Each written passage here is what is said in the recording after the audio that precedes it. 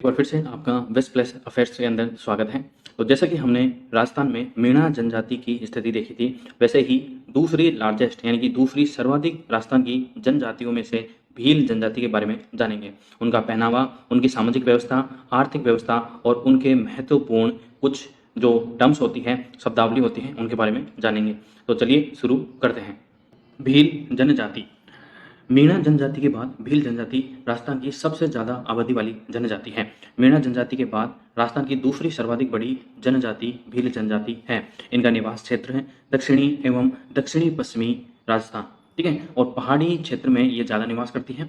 भील शब्द अरबी भाषा के बील का अपभ्रंश है। देखिए, किसी भी शब्द का उत्पत्ति कहीं ना कहीं से होती है, तो भील शब्द अरबी भाषा का जो बील शब्द है उसका अपभ्रंश है, मतलब उसी का संशोधित रूप माना जाता है, जिसका मतलब होता है तीर कमान। आपने भील जनजाति के पुरुषों को देखा होगा, हाथ में तीर कमान लिए होते हैं, क्योंकि वो परंपरागत और खानदानी अच्छे तीरंदाज माने जाते हैं और होते भी हैं।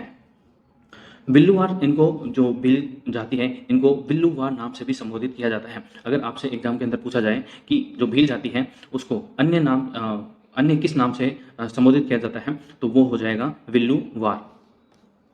धनुष बाण को हरिया कामटी कहते हैं। तो अगर आपसे क्वेश्चन पूछा जाए कि हरिया कामटी निम्न में से किस जनजाति से संबंधित है, तो भील जनजाति से संबंधित हो जाएगा, क्योंकि भील जनजाति के अंदर जो धनुष बाण होता है उसको हरिया कामटी कहा जाता है। राजस्थान की सबसे प्राचीन जनजातियों में से ये एक मानी जाती है और महाभारत काल के अंदर या महाभारत जो पौराणिक कथा है उसके अंदर इनको निषाद की संज्ञा दी गई है। किसकी संज्ञा दी गई है? निषाद की संज्ञा दी गई है। और आपको अगर पता है तो महाभारत के अंदर जो दुर्योधन है, जो कौरवों का सबसे बड़ा पुत्र था, धृतराष्ट्र का सबसे बड़ा पुत्र था दुर्योधन, उसको भील जाति के लोग बंदी बना लेते हैं और पांडव उसको फिर छुड़वा के लेकर आते हैं। नेक्स्ट है उत्तरी राजस्थान में। उत्तरी राजस्थान में ये कम पाई जाती है, जैसे कि उत्तरी राजस्थान के अंदर हनुमानगढ़, श्रीगंगानगर, बीकानेर, चूरू, झुंझुनू, इन राज्यों के अंदर, इन जिलों के अंदर यह जो भील जनजाति है वो आबादी में कम है। लेकिन जैसे ही दक्षिणी राजस्थान में जाते हैं अपन, उसमें जैसे कि बांसवाड़ा, डूंगरपुर, उदयपुर, इनमें भील जनजाति की जो आबादी है वो हमको अधिक देखने को मिलती है। उसके बाद प्रतापगढ़ और सिरोही जिलों में भी इनका बाहुल्य है, इनकी जनसंख्या अधिक है।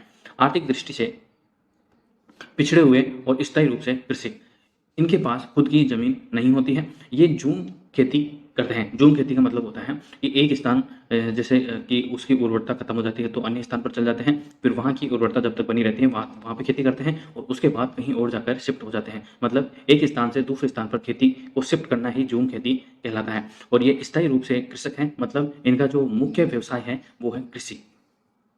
सामाजिक दृष्टि से पितृसत्तात्मक परिवार व्यवस्था परंपरागत रूप से अच्छे तीरंदाज होते हैं। पितृसत्तात्मक इनकी जो परिवार की जो व्यवस्था है वो पितृसत्तात्मक होती है, मतलब जो परिवार का बड़ा पुरुष होता है वही परिवार का मुखिया भी होता है। और परंपरागत रूप से अच्छे तीरंदाज होते हैं, मैंने आपको बताए थे। काफ़ी ये भारतीय खेलों के अंदर काफ़ी नाम भी इन्होंने कमाया है। इनकी उत्पत्ति के बारे में अगर हम जानें तो इनकी उत्पत्ति कर्नल जेम्स टेउट के अनुसार अरावली पर्वतमाला मानी जाती है।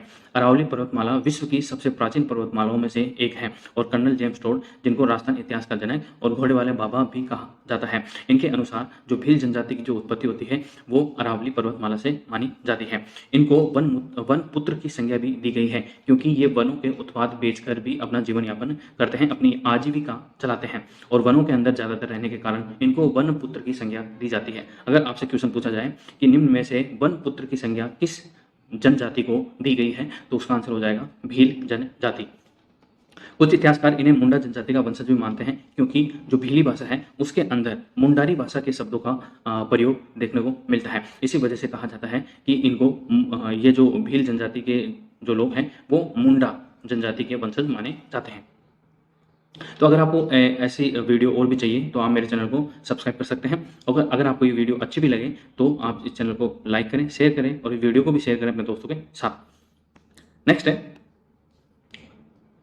भील भारत के आदिम निवासी है। जैसे कि मीणा जनजाति भारत के आदिम यानी कि मूल निवासी है, वैसे ही भील जनजाति भी भारत की आदिम निवासी है, मतलब बहुत ही ज़्यादा प्राचीन यह आदिवासी है, जनजाति है।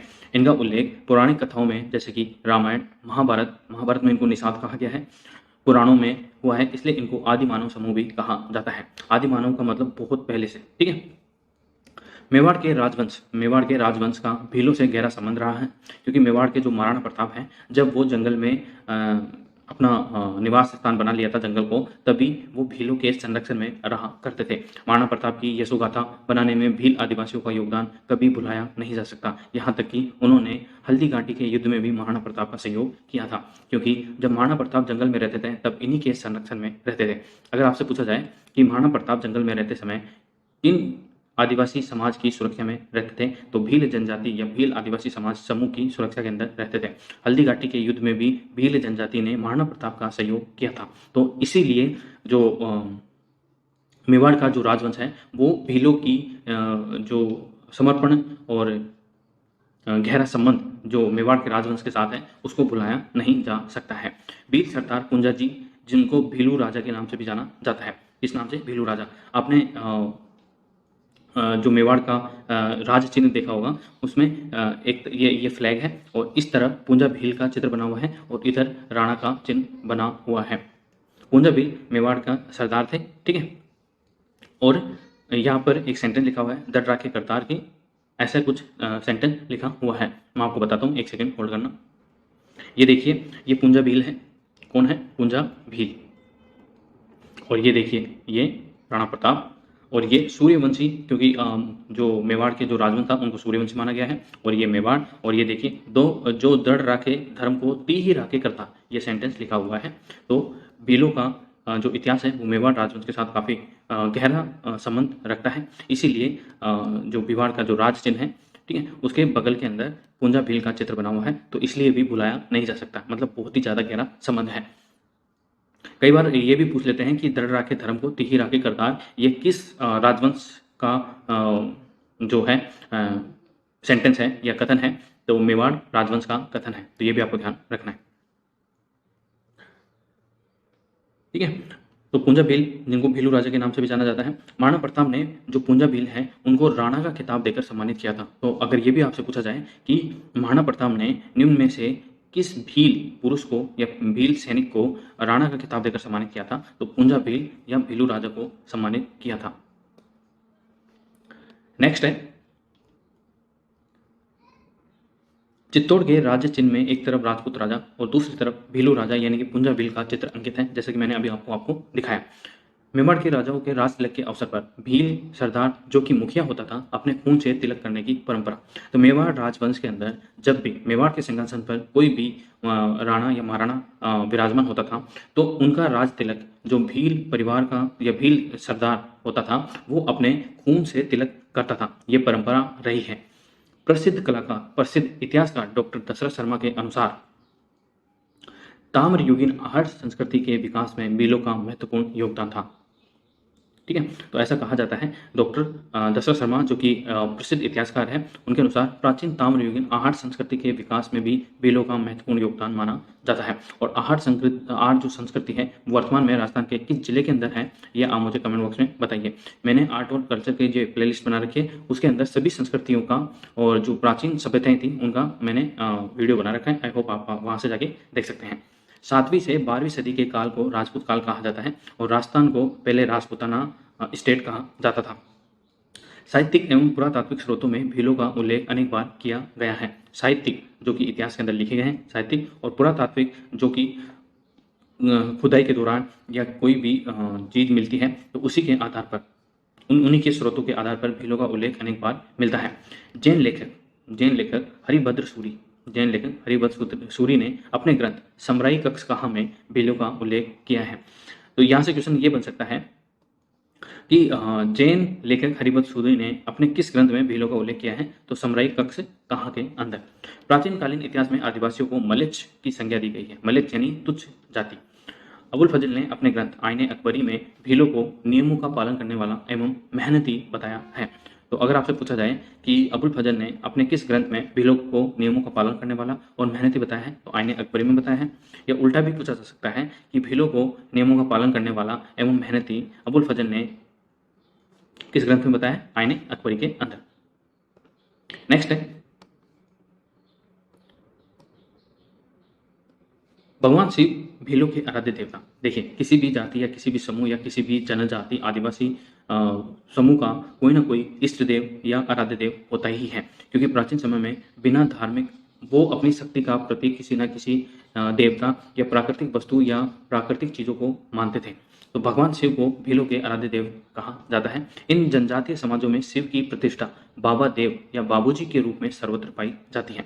तो अगर आपसे पूछा जाए कि बाबा देव और बाबूजी का संबंध निम्न में से किस जनजाति से है, तो भील जनजाति से है।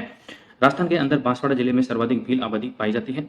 तो ये अपन ने तो देख लिया है कि राजस्थान के अंदर 2011 की जनगणना के अनुसार बांसवाड़ा में सर्वाधिक भील जनजाति पाई जाती है और उनकी संख्या है 13.40 लाख। ये आंकड़ा कई बार एग्जाम के अंदर पूछा गया है और आगे पूछा भी जा सकता है, इसलिए याद रखना, क्योंकि अभी तक 2026 की जो 2021 में जनगणना होने वाली थी, लेकिन वो नहीं हुई है कोरोना की वजह से। 2026 में होंगी, तब की तब देखी जाएगी। ठीक है, तो ये जो इन्फॉर्मेशन है ना आपको, ये तो बुक में मिल जाएगी, लेकिन मैं आपको रिपीट कर करके और शॉर्ट जो नोट्स हैं उसके अंदर आपको बता रहा हूँ। आई होप आपको ये समझ में आ रहा होगा और आपको याद भी रहा होगा। अगर आपको याद करना है और ज़्यादा, तो आप इसको वीडियो को रिपीट करके देख सकते हैं, ताकि आपके माइंड में अच्छे से बैठ जाए। क्योंकि बुक के अंदर जो लैंग्वेज होती है ना, वो बहुत छोटी लिखी होती है, शब्द भी छोटे होते हैं और आपको सामने वाला समझाने वाला नहीं होता है। तो बुक के अंदर आप पढ़ सकते हैं, लेकिन ये जो सिनेमेटिक तरीका होता है ना पढ़ाने का, ये ज़्यादा टाइम तक आपको याद रहता है। आपने कोई मूवी देखी होगी, तो वो आपने जब बचपन में कोई ऐसी घटना देखी होगी टीवी के ऊपर, जो आपको आज भी याद होगी, लेकिन आपने बचपन के अंदर कुछ पढ़ा होगा, वो आज आपको याद नहीं रह सकता।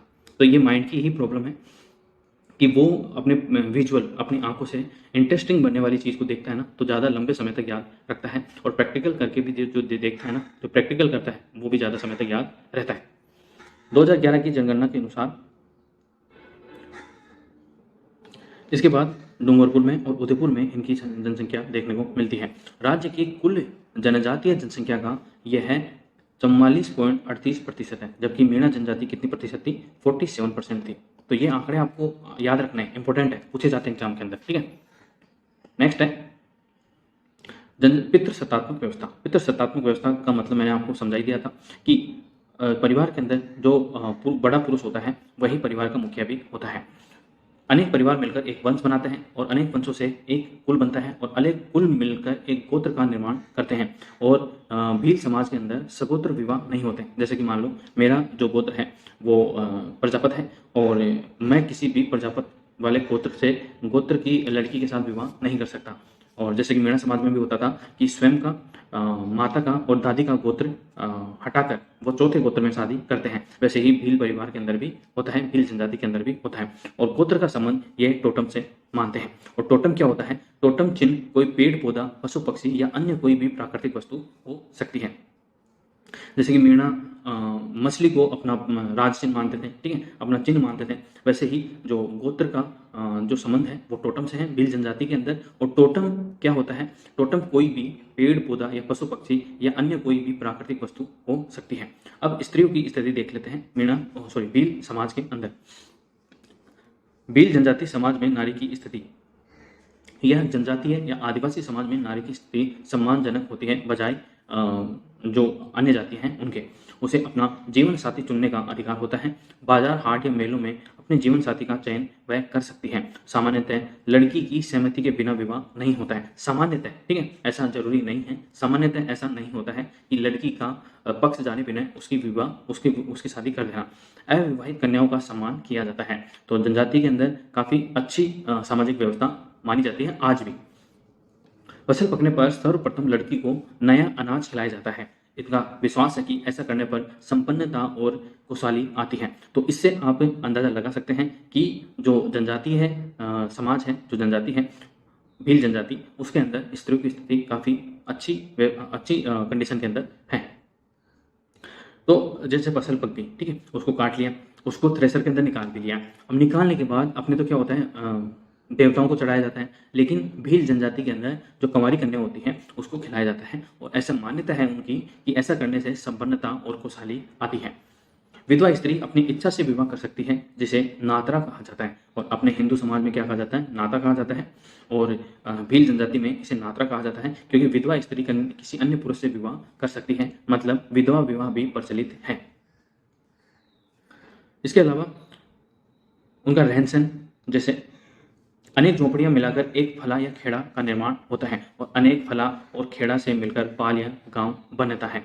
तो जैसे कि आपसे पूछा जाए एग्जाम के अंदर वन लाइनर क्वेश्चन के अंदर, मतलब एक एक सिंपल क्वेश्चन आपसे पूछा जाए कि निम्न में से फला या खेड़ा किस जनजाति से संबंध रखता है, तो आपको 4 ऑप्शन मिलेंगे, जैसे कि मीणा जनजाति है, सहरिया हो गया, गुर्जर समाज हो गया और भील जनजाति हो गई। तो आपको जो सही आंसर टिक करना है वो है भील जनजाति, क्योंकि अनेक झोपड़ियों को मिलाकर एक फला या खेड़ा का निर्माण होता है और अनेक फैला अथवा फला अथवा खेड़ा से मिलकर पाल या गांव का निर्माण होता है और भीलों के घर को टापरा या कू कहा जाता है। तो ऐसे जो छोटे छोटे शब्दावली है ना, ये इंपॉर्टेंट हो जाती है एग्जाम के पॉइंट ऑफ व्यू से। टापरा के बाहर बने बरामदे को डालिया कहा जाता है, तो ये भी इंपॉर्टेंट है। तो टापरा के बाहर जो बरामदा बना होता है, घर के बाहर जो बरामदा होता है उसको डालिया कहा जाता है। भीलों के पाल या गांव के मुखिया को पालवी या तदवी कहते हैं। ये इंपॉर्टेंट है, ये इंपॉर्टेंट है, ठीक है। फला या खेड़ा, पाल या गांव, टापरा या कू, डालिया से भी ज़्यादा इंपॉर्टेंट है पालवी या तदवी, क्योंकि भीलों के पाल या गांव का जो मुखिया होता है, चीफ होता है, उसको पालवी या तदवी कहा जाता है। ऐसे क्वेश्चन एग्जाम के अंदर जो एग्जामिनर होता है उसका फेवरेट होता है, ठीक है, ऐसे क्वेश्चन। तो ऐसे तो आपको ऐसी शब्दावलियों तो याद रखनी ही पड़ेगी, आगे और भी शब्दावली आएगी जो आपको याद रखना है। जैसे अपने यहाँ सरपंच होता है ना, वैसे ही भील जनजाति के अंदर जो गांव का मुखिया होता है उसको पालवी या तत्वी कहा जाता है। भीलों के सभी गांव की पंचायत का मुखिया गमेती या रावत कहलाता है। जैसे कि भील एक एक जिले के अंदर भील रहते हैं और उस भील के अंदर जितने भी गांव हैं उन गांवों का जो प्रधान होता है उसको गमेती या रावत कहा जाता है। क्या कहा जाता है? गमेती या रावत। जैसे यहाँ पर अपने जिले के ऊपर जो ग्राम पंचायतों के ऊपर जो प्रधान होता है उसको प्रधान ही कहा जाता है और गांव के स्तर पर जो होता है उसको सरपंच कहा जाता है। वैसे ही गांव के मुखिया को यहाँ पर पालवी या तत्वी कहा जाता है भील समाज के अंदर, भील जनजाति के अंदर। और सभी गांवों की पंचायत को मिलाकर जो मुखिया होता है, चीफ होता है, उसको गमेती या रावत कहा जाता है। अविवाहित कन्या को उर्वरता एवं शक्ति का प्रतीक माना जाता है। जैसे कि फसल पकने के बाद सर्वप्रथम अविवाहित कन्या को खिलाया जाता है, जो भील जनजाति के अंदर खुशहाल और संपन्नता का प्रतीक माना जाता है। वैसे ही अविवाहित कन्या को उर्वरता एवं शक्ति का प्रतीक माना जाता है, जो काफी अच्छी बात है।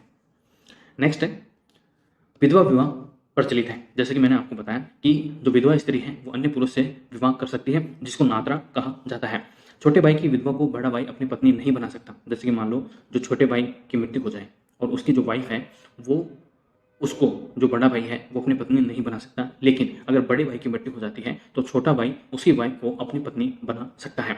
भीलों में रोगों के उपचार को डाम देना कहते हैं। क्या कहते हैं? डाम देना। तो ये इंपॉर्टेंट है और ये सेंटेंस भी इंपॉर्टेंट है। ये सेंटेंस के रूप में आपसे क्वेश्चन पूछा जा सकता है, कथन के रूप में क्वेश्चन पूछा जा सकता है। भील समाज में आजीविका के लिए शिकार करते हैं वो, और वनों के उत्पादों की बिक्री और तथा खेती भी करते हैं, यानी कि कृषि भी करते हैं। और कृषि कैसे करती है? झूम खेती करते हैं, झूम कृषि करते हैं। भीलों की वेशभूषा में सबसे पहले हम देखें फेटा। तो फेटा और सापा एक जैसा ही होता है, जो सर के ऊपर पहना जाता है। पोत्या, पोत्या ये कमर के ऊपर, जो कमर से ऊपर बांधा जाता है। लंगोटी और खोइतू ये कमर से नीचे बांधी जाने वाली एक कपड़ा होता है, ठीक है। ठेपाड़ा, तो ठेपाड़ा क्या होता है? ये इंपॉर्टेंट है। ठेपाड़ा क्या होता है भील जनजाति में? तो पुरुषों द्वारा कमर से घुटनों तक पहने जाने वाली तंग धोती को ठेपाड़ा कहा जाता है। क्या कहा जाता है? ठेपाड़ा। तो कई बार क्वेश्चन ये पूछ लिया जाता है कि निम्न में से कौन सा भील जनजाति के वस्त्रों से मेल नहीं खाता है? तो जैसे कि फेटा आ गया, पोत्या आ गया, लंगोटिया खोइतो आ गया, ठेपाड़ा आ गया, और अन्य और किसी मीणा जनजाति का दे देंगे, सहरिया जनजाति का दे देंगे, ठीक है। तो उसको आपको अलग करना है।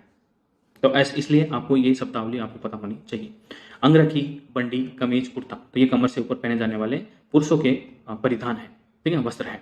फालू, भीलों द्वारा कमर पर रखे जाने वाला एक अंगूठा, अंगोछा है, ठीक है, अंगूठा नहीं है, ये अंगोछा है,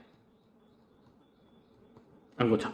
तो भीलों द्वारा कमर पर रखे जाने वाला एक अंगोछा जिसको फालू कहा जाता है। ये साड़ी का फाल नहीं है, ठीक है, ये फालू है, ठीक है। नेक्स्ट है भील स्त्रियों के वस्त्र देख लेते हैं। कछाहू, स्त्री द्वारा घुटनों तक पहना जाने वाला घाघरा कछाहू कहलाता है। सिंदूरी, दुल्हन की लाल रंग की साड़ी को सिंदूरी कहा जाता है। क्या कहा जाता है? सिंदूरी कहा जाता है। कछाहू, ये एग्जाम के अंदर पूछा गया क्वेश्चन है कि कछाहू निम्न में से किस जनजाति की स्त्रियों के द्वारा पहना जाने वाला वस्त्र है? तो कछाहू स्त्री द्वारा घुटनों तक पहना जाने वाला घाघरा है। सिंदूरी, दुल्हन की लाल रंग की साड़ी को सिंदूरी कहा जाता है। अंगरूठी व कांचली, भील जनजाति की स्त्रियों के द्वारा कमर के ऊपर पहने जाने वाला वस्त्र है। पीरिया, तो पीरिया क्या है? तो पीरिया है दुल्हन द्वारा पहने जाने वाला पीले रंग का लहंगा। तो ये लहंगा है। और सिंदूरी क्या है? दुल्हन की लाल रंग की साड़ी है। परिजनी, पैरों में पहनने की पीतल की मोटी चूड़ियों को परिजनी कहा जाता है। कहाँ पर? पैरों के अंदर, पैरों के अंदर पहनते हैं। परिजनी पैरों के अंदर पहनने वाली पीतल की मोटी चूड़ियां हैं। तो आपको लगेगा कि परिजनी एक वस्त्र हो सकता है, लेकिन यह वस्त्र ना होकर यह चूड़ियां हैं जो कहाँ पर पहनते हैं? पैरों के अंदर, और वो की पीतल की। नेक्स्ट है अविवाहित कन्याओं की ओढ़नियां दो प्रकार की होती है। अविवाहित कन्याओं की ओढ़नियां दो प्रकार की होती है भील जनजाति के अंदर। एक तो होती है चीरम भात की ओढ़नी और दूसरी होती है पावली भात, जिसको चवन्नी छाप की ओढ़नी भी कहा जाता है। ये एग्जाम के अंदर पूछे गए हैं, ठीक है, और आगे पूछे भी जा सकते हैं, इसलिए आपको ध्यान रखना है, ठीक है। अगर आपको ये वीडियो पसंद आ रहा है ना, तो प्लीज़ वीडियो को लाइक करें, अपने दोस्तों के साथ शेयर करें और चैनल को सब्सक्राइब भी करें, क्योंकि ये राजस्थान के किसी भी एग्जाम के लिए मोस्ट इंपॉर्टेंट है, राजस्थान की हिस्ट्री और जीके। और ये तो आर्ट एंड कल्चर है, कला और संस्कृति है, तो इम्पोर्टेंट वैसे ही हो जाती है। और साथ में जो जनजातियां हैं वो राजस्थान के एग्जाम के लिए तो मोस्ट इंपॉर्टेंट होती हैं। और मीणा, भील, जो ये बड़ी बड़ी जनजातियां हैं आबादी के अंदर, वो तो और भी ज़्यादा महत्वपूर्ण होती है।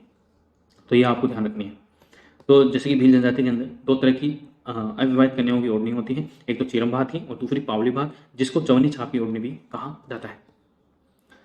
नेक्स्ट है घाटड़ी। घाटड़ी क्या होता है? मक्की का बना व्यंजन होता है, मतलब खाने की एक वस्तु होती है जो मक्की का बना होता है, उसको घाटड़ी कहते हैं। आपसे पूछा जाता है कि निम्न में से खाने का व्यंजन कौन सा है जो भील जनजाति से संबंध रखते हैं, जिसके अंदर 3 तो आपको ऑप्शन दे देंगे कपड़ों के, ठीक है, वस्त्रों के, और एक ऑप्शन दे देंगे ये घाटड़ी। तो आपको घाटड़ी पे क्लिक करना है। फटकिया, फटकिया पक्षियों को पकड़ने वाला जाल होता है। दापा या झगड़ा राशि, वर पक्ष के द्वारा वधु पक्ष को दिया जाने वाला मूल्य होता है दापा या झगड़ा राशि। अपने तो क्या होता है, जो वधु पक्ष होता है वो वर पक्ष को दहेज देता है, लेकिन भील जनजाति में ऐसा नहीं होता है। भील जनजाति में क्या होता है, जो वर पक्ष होता है यानी कि दूल्हे का जो पक्ष होता है, वह दुल्हन को एक राशि, एक मूल्य देते हैं, उसी को दापा या झगड़ा राशि कहते हैं।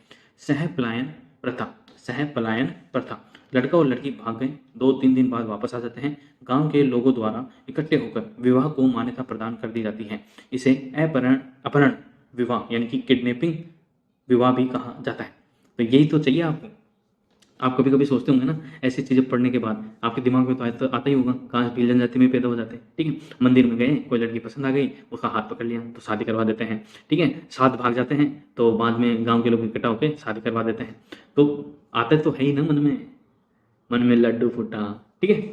तो सह प्लान प्रथा क्या होती है, जिसके अंदर लड़का लड़की भाग जाते हैं, 2-3 दिन बाद वापस आ जाते हैं, गांव के लोग इकट्ठा होते हैं और उनकी शादी करा देते हैं। इसको अपहरण विवाह भी कहते हैं। क्या कहते हैं? अपहरण विवाह। तलाक प्रथा भील जनजाति के अंदर खेड़ा फाड़ना कहलाती है। क्या कहलाती है? खेड़ा फाड़ना। देवर बटा, देवर बटा क्या होता है? कोई विधवा स्त्री अपने स्वर्गवासी पति के छोटे भाई से विवाह कर लेती है, उसको देवर बटा कहा जाता है। तो ये इंपॉर्टेंट शब्दावली है, आपको ध्यान रखना है।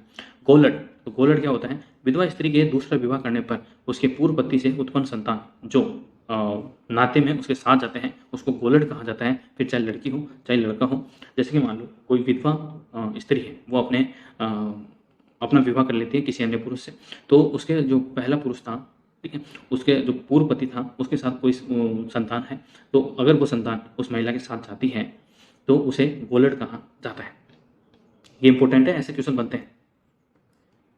नेक्स्ट है कलाई पकड़ना। तो ये विवाह की प्रथाएं हैं भील जनजाति के अंदर। कलाई पकड़ना, पकड़ने का मतलब ये है कि आप जैसे कि मंदिर में मेलों के अंदर जाते हैं, भीलों का जो मेला लगता है, ठीक है, उसके अंदर गए, लड़का लड़की मिले और उनको पसंद आ गए, आप एक दूसरे को पसंद आ गए, तो आप लड़की की कलाई पकड़ते हैं और शादी कर लेते हैं। नदी पार करना, लड़का और लड़की नाव में बैठकर नदी पार करते हैं और अगर एक किनारे से दूसरे किनारे तक वो पहुंच जाते हैं तो उनकी शादी करा दी जाती है। और अगर इस बीच में लड़के के पिता ने अगर लड़की को पकड़ लिया नदी पार करने से पहले, तो उनका विवाह नहीं होता है। देख रहे हो ना आप? देख रहा है विनोद? तो यह है भील जनजाति के अंदर विवाह करने की प्रथाएं। कलाई पकड़ना कि मेले के अंदर गए, लड़का लड़की ने पसंद किया, लड़के ने अगर लड़की का हाथ पकड़ कलाई पकड़ ली और मंदिर में घूमे तो उनकी शादी करवा दिया जाते हैं। और नदी पार करना, एक किनारे से दूसरे किनारे पर लड़का लड़की जब नदी पार करते हैं और पार कर लेते हैं तो उनकी शादी करा दी जाती है। इस बीच में अगर लड़की का पिता लड़की को नदी पार करने से पहले पकड़ लेता है तो उनका विवाह नहीं होता है। हाई राखनी, ये भी एक विवाह की ही प्रथा है। हाई राखनी यानी कि पकड़ कर रखना। जब भील युवक के पास विवाह हेतु धन नहीं होता है, क्योंकि दापा या झगड़ा राशि देना होता है भील जनजाति के अंदर तो, लेकिन अगर भील युवक के पास ऐसे दापा और झगड़ा राशि का मूल्य नहीं है तो वह जिस लड़की को पसंद करता है, ये आपके लिए है, वह जिस लड़की को पसंद करता है उसके साथ ही उस कन्या को कंधे पर बिठाकर लड़के के घर ले जाते हैं। तो मतलब उसके लिए दोस्त होना तो जरूरी है भाई, क्योंकि अगर दोस्त नहीं होंगे तो लड़की को कंधे पर बिठाकर कौन लाएगा। जहां 1-2 दिन रखकर उसका पाणी ग्रह संस्कार यानी कि विवाह करा देते हैं। लड़की के घर वालों को पता चलने पर झगड़ा करते हैं तो फिर पंचायत वधु मूल्य तय करती है, और पंचायत के जो मुखिया होता है उसको क्या कहा जाता है, क्या कहा जाता है, बताया था ना मैंने, तो उसे पालवी या पदवी कहा जाता है। ठीक है, पंचायत मुखिया हो तो वो क्या करता है, वधु का मूल्य तय करता है, जिसका भुगतान करने पर विवाह पक्का हो जाता है तथा वर पक्ष द्वारा बुहा कोट यानी कि दावत, जैसे जिमना होता है ना, जिम्बा, ठीक है, बोला आज तो जिम्बा चल रहा, तो रसगुल्ला गुलाब जामुन पाड़ रहा हूँ, काजू कतली भी है, तो दावत दी जाती है। कुछ दिन बाद वर का पिता हेरा यानी कि शराब, लुगड़ा यानी कि साड़ी एवं 2 बकरे मटन, 2 बकरे लेकर लड़की के पिता के पास जाता है तथा दोनों संबंधों में मेलजोल हो जाता है। इस रिवाज को लकरू भाजनू यानी कि झगड़ा मिटाना कहते हैं। तो ये तो आपके लिए है भाई, हाई रागनी यानी कि पकड़ कर रहना। अगर आपके पास पैसे भी नहीं है तो अगर आपके पास दोस्त अच्छे, तो जो लड़की आपको पसंद है उस लड़की को वो दोस्त यानी कि आपके दोस्त कंधे पर बैठा कर आपके घर लाएंगे, आपकी शादी करा दी जाएगी। फिर लड़की का पिता आएगा, झगड़ा करेगा, पंचायत आएगी, फिर वर का जो वधु का मूल्य निश्चित करेगी, फिर झगड़ा मिट जाएगा यानी कि ठीक है। फिर जो आपका जो लड़के का पिता है वो लड़की के पिता के पास शराब और 2 बकरे लेकर जाएगा और मेलजोल बढ़ा लेगा, और इसी प्रथा को, इसी रिवाज को लकरू भाजनू कहते हैं। क्या कहते हैं? लकरू भाजनू यानी कि झगड़ा मिटाना। आई पेशगु, ये भी शादी का ही एक रिवाज है। नखेत, ये भी। खीबो झेलाउनु यानी कि गोद भराई की रस्म होती है। किसकी? लड़के की। मोरयू नाचना, माँ की गोद भराई के बाद, ये गलत हो गया कुछ, यहाँ पे प्रिंटिंग मिस्टेक हो गई कि वर की गोद भराई के बाद वधु को, किसको? वधु को पाठ पर बिठाकर उछालने कूदाने की रस्म मोरयू नाचना कहलाती है। क्या कहलाती है? मोरयू नाचना। फिर फुलेकू, हाथ घलनू, पड़लू, घाटी भाना, मंडप बरसाना यानी कि मंडप के ऊपर पानी की बौछार की जाती है, उसे मंडप बरसाना कहते हैं। मनेवर, करेबा, पछेवड़ी, दड़बू, हाथी बेंडो प्रथा, ये सभी प्रथाएं भील जनजाति से संबंध रखती है, तो ये आपको ध्यान रखनी है। नेक्स्ट है फायरे यानी कि रणकोष, कि जो अंगारों के ऊपर चलने के बाद वो एक शब्द बोलते हैं फायरे, उसको रणकोष कहते हैं। तो भील जनजाति के अंदर फायरे रणकोष काफ़ी फेमस है। चिमाता या वालरा, इसको जूम कृषि, क्योंकि भील जनजाति एक स्थान से दूसरे स्थान पर जूम कृषि करती रहती है, जिसको शिफ्टिंग कल्टीवेशन कहा जाता है इंग्लिश के अंदर, उसी को चिमाता या वालरा कहा जाता है। काबलिया, अनाज की कोठरियाँ होती हैं काबलिया। मीणा जनजाति के अंदर अनाज की कोठरियों को ओपड़ी कहा जाता था, जबकि भील जनजाति के अंदर अनाज की कोठरियों को काबलियां कहा जाता है। क्या कहा जाता है? काबलियां। बेणेश्वर मेला डूंगरपुर माघ पूर्णिमा के दिन लगता है, जो आदिवासियों का कुंभ कहलाता है, और भील जनजाति भी इसके अंदर जाती है। भाषा बागड़ी या भीली, मेवाड़ी एवं गुजराती भाषाओं से प्रभावित है। गदर सोटियों, संतान के जन्म लेने के कुछ समय बाद ही मृत्यु हो जाने पर केस कर्तन का जो संस्कार होता है, जड़ूला जिसे कहते हैं, उसे गदर सोटियों कहा जाता है। तो ये काफ़ी इंपॉर्टेंट है, फैक्ट है, तो इसलिए आपको ध्यान रखना है। नवेलो, पुत्र प्राप्ति हेतु एक संस्कार होता है। नवेलो, पुत्र प्राप्ति हेतु ये किया जाता है। खूटा या कट्टा, मृत्यु भोज को कहा जाता है, तो ये भी आपको ध्यान रखना है। नवेलू पुत्र प्राप्ति हेतु और खूटा या कट्टा मृत्यु भोज को कहा जाता है, जबकि मीणा समाज के अंदर मृत्यु भोज को मोसर कहा जाता था। वहीं भील समाज के अंदर मृत्यु भोज को खूटा या कट्टा कहा जाता है। आई होप आपको ये याद रहेगा। नेक्स्ट है मोताना प्रथा। कौन सी प्रथा? मोताना प्रथा। आदिवासी समाज के किसी व्यक्ति की संदिग्ध अवस्था में मृत्यु हो जाने पर वह जिस जगह जहां मृत्यु हुई है के मालिक से हर्जाना वसूला जाता है। जैसे कि मान लो आपके सामने भील समाज का कोई व्यक्ति मर जाता है, आपसे उसका हर्जाना लिया जाएगा, चाहे वो आपकी गलती से मरा हो चाहे नहीं मरा हो। अन्यथा लाश वहीं रखी नहीं देते, धरने पे बैठ जाते हैं। तो इसी को मौताना प्रथा कहते हैं। मतलब अगर किसी के व्यक्ति की संदिग्ध अवस्था में मृत्यु हो जाती है और किसी के घर के आसपास होती है तो वह उसी से हर्जाना वसूला करते हैं। रामादल पंथ है जिसके प्रवर्तक कौन है? सुरमल दास जी। कौन है? सुरमल दास जी। तो ये भी आपको ध्यान रखना है। फूल पधारना, क्या कहते हैं? फूल पधारना, ये एक प्रथा है, ठीक है। नांदला, तो नांदला बकरी की चमड़ी से बना हुआ मिट्टी का ढोल होता है जिसे नांदला कहा जाता है। सोनू भागनू, भील परिवार में किसी की मृत्यु हो जाने के बाद आने वाली पहली होली या दिवाली में रक्षाबंधन पर सगे संबंधी आते हैं एवं सभी साथ बैठकर रोते हैं, बाद में शराब पीते हैं और इसी रस्म को शोक मिटाना कहते हैं। तो भील जनजाति के अंदर क्या होता है? एक सोनू भागना प्रथा होती है जिसके अंदर जैसे मान लो परिवार का कोई व्यक्ति की मृत्यु हो जाती है तो उसके सगे संबंधी होली, दिवाली या रक्षाबंधन पर एक साथ इकट्ठे होते हैं। तो सभी एक साथ रोते हैं पहले तो, उसके बाद शराब पीते हैं और इसी रस्म को शोक मिटाना कहते हैं। मतलब दिल हल्का कर लो, ठीक है। गया जो तो गया, अब भगवान की इच्छा के सामने तो कोई क्या ही कर सकता है। भगत, तो भील समाज के जो धार्मिक पुरुष होते हैं उनको भगत कहा जाता है। हाट बाजार, ये जैसे कि सप्ताह के अंदर आपने देखा होगा कि सैटरडे को शाम को बाजार लगता है, संडे को शाम को बाजार लगता है, तो उसी को हाट बाजार कहते हैं। तो भील जो पुरुष होते हैं, महिलाएं होती हैं, वो हाट बाजार लगाती हैं। लीला पानी मेला कहाँ भरता है? तो ये भील जनजाति का मेला है जो कि डूंगरपुर के अंदर भरता है। और डूंगरपुर के अंदर ही बेणेश्वर मेला भी लगता है जिसको आदिवासियों का कुंभ कहा जाता है। महुआ की शराब और ताड़ी इनकी फेमस जो शराब है वो फेमस है। महुआ की शराब और ताड़ी जो लोग भील पुरुष और महिलाएं भी पीती हैं। तो ये था हमारा भील जनजाति का संपूर्ण कंसेप्ट। आई होप आपको ये पसंद आया होगा। अगर पसंद आया है तो प्लीज़ इस वीडियो को अपने दोस्तों के साथ शेयर करें, लाइक करें और चैनल को सब्सक्राइब जरूर करें। राजस्थान के और सभी एग्जाम्स के लिए तैयारी करने के लिए ऐसे ही और वीडियो भी देखने के लिए। तब तक के लिए थैंक यू सो मच।